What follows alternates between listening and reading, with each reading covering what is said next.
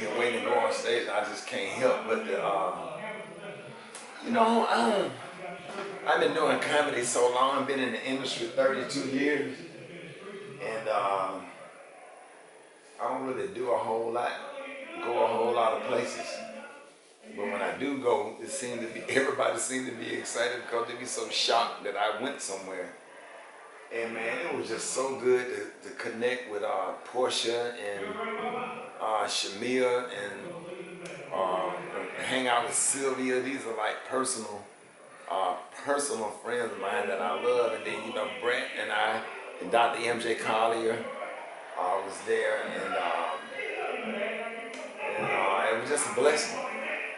And I really needed that. That kind of snapped me out of my little depression I was going through. It wasn't really depressed. I was just sad. I had, you know, it's been 3 back-to-back funerals. Same city, same funeral home. All 3 family members.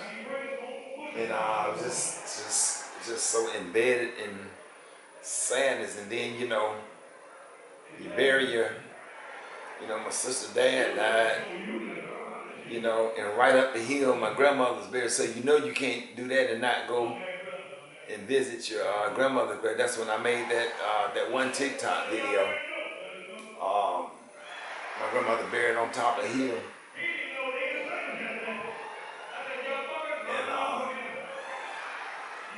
And so it was just,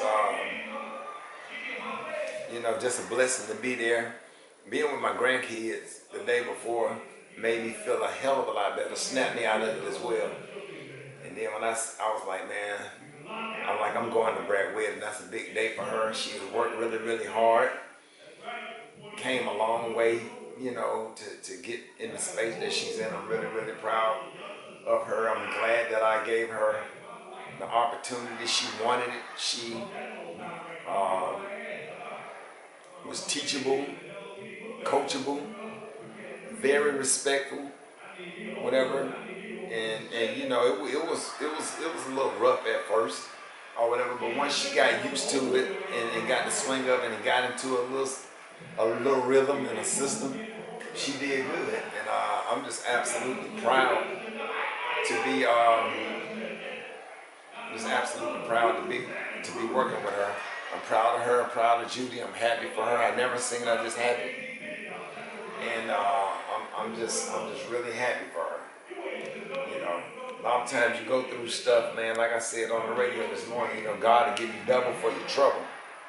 You know what I'm saying? You know, you go through stuff, and we all make mistakes. You know, hell, I went to jail too. You know, and but that's not what defines you. You know, it's not what defines you. You know, it's how you recover and how you bounce back. You know, there's been times where I had people. You look on the internet, it's all people was talking about. You know, mistakes that she made. Shit, at one point, I went through the same shit. You know, but it's how you bounce back and how you recover. And you learn from your mistakes. And we're not perfect, and we all make mistakes. You know, and you know, people shouldn't be so quick to judge. He who go without sin, then you cast the first stone. And I don't give a shit what nobody say about me, because y'all niggas ain't got a heaven or hell to put me in. I already know I'm going to hell, so you know, it just don't. But I try to do the right thing, and I try to learn from my mistakes.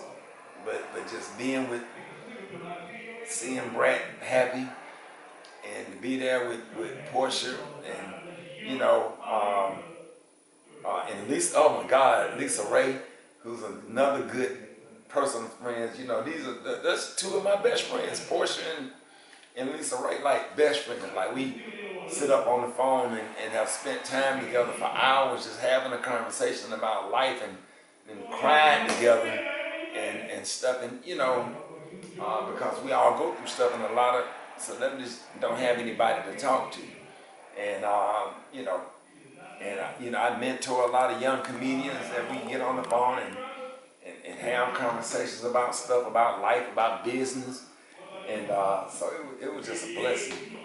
So it made me feel good. That's why one of the reasons why I added this show tonight. It wasn't going to be a show tonight, but the two, we in Raleigh, North Carolina, but the two shows sold out. The 2 nights sold out so quick.